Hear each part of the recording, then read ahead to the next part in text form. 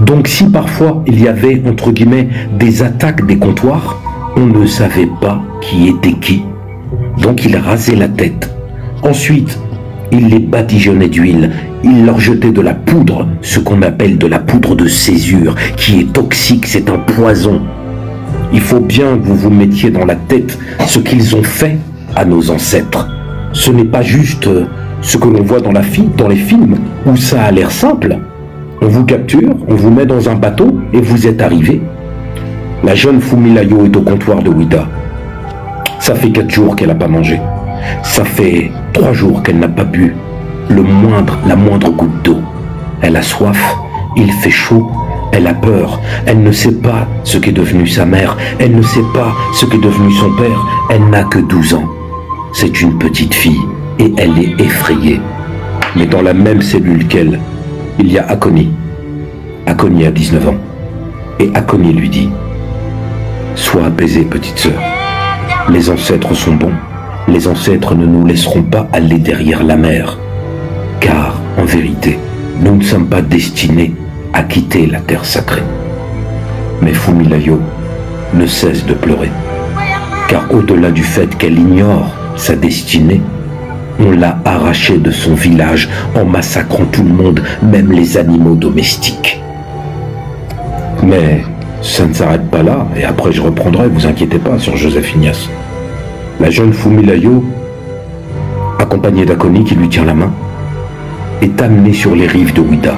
Si vous ne connaissez pas Ouida, si vous n'êtes pas allé là-bas, aujourd'hui vous pouvez visiter au Bénin, Ouida, ce qu'on appelle la porte du non-retour. C'est pas comme l'île de Gorée, il n'y a pas de quai. C'est historique, c'est-à-dire que le bateau négrier ne vient pas sur un quai et les captifs y montent. Non, on amène des barques. Comme il n'y a pas de quai, le navire négrier, il est plus loin. Il est à peu près à 100 mètres de la côte. Et là, ils amènent des chaloupes et ils montent les captifs 20 par 20. Et là, vous savez ce qui s'est passé? C'est historique. Ils se jettent à l'eau. Tous et toutes se jettent à l'eau. Elles ne veulent pas, les personnes, être avalées par ce grand bateau. Il y en a qui n'ont jamais vu de bateau de cette taille-là. Et on leur dit que les Blancs sont des cannibales. Et il y a des légendes qui disent qu'ils vont être sacrifiés. Donc ils se jettent à la mer. Et beaucoup meurent, noyés. Parce que n'allez pas croire que même s'ils ont une valeur, le blanc esclavagiste va aller les récupérer. Non, il les laisse couler, parce qu'il se dit de toute façon il y en aura d'autres. Et là, Fumilayo et Akoni montent sur la barque. Akoni tremble.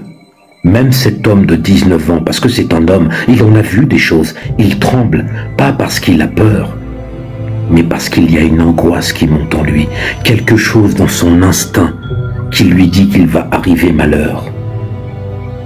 Et quand il arrive sur le bateau, la première chose qu'il voit, ce sont des prêtres, des moines qui portent des robes, des soutanes. Ils sont 3, ils ont d'énormes croix autour du cou. Et les moines disent « Benedictis ». Ils leur parlent en latin. Fumilayo ne comprend rien, et Akoni encore moins.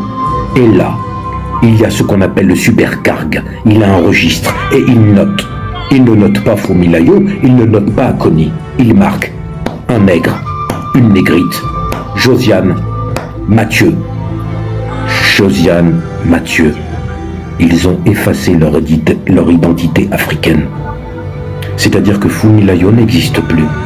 Elle est devenue une négrite et elle est devenue Josiane. Et elle est devenue chrétienne, alors qu'elle n'a rien demandé.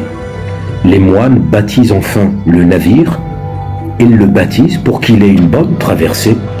Et ensuite, les moines prennent la chaloupe et attendent le bateau suivant.